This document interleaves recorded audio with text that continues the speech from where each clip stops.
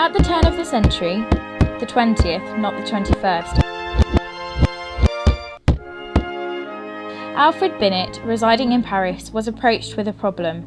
He was asked, "Can you devise some kind of instrument to help us predict who will succeed and who will fail?" Being an ingenious fellow, what he came up with succeeded as far as the Parisian elders were concerned, and the resulting intelligence test gave way to the measure of intelligence quotient, or rather IQ. Its purpose? To give an early indication of how smart someone is. If we zoom forward in time, 1914 sees a world war, 1939 sees a second. 1943 saw the birth of Howard Gardner, and in 1983 he published his works on intelligence and told the world about his theory of multiple intelligences. Gardner's theory explored for the first time the possibility of there being multiple platforms for intelligence. He devised, after much research, that there were indeed at least 7 different platforms. He labelled his 7 platforms, or modules of intelligence, as logical mathematical, linguistical, spatial, musical, bodily kinesthetic, intrapersonal.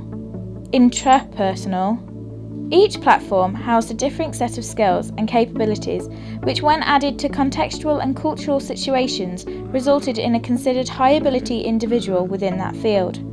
In modern society, linguistic and logical mathematical modules of intelligence are still seen as the most important and traditional forms of intelligence.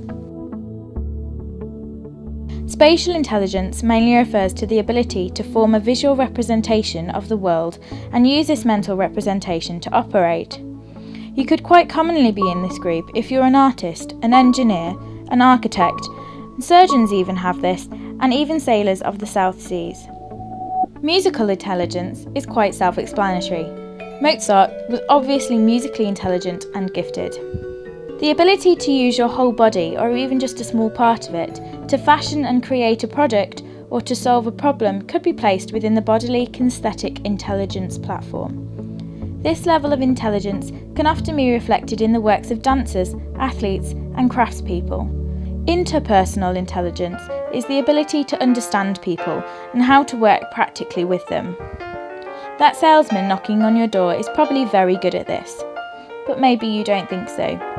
If we swap this last skill on its head though, those that can look inwardly at their own abilities and recognise our own wishes and dislikes as well as fears are often known as being intrapersonal.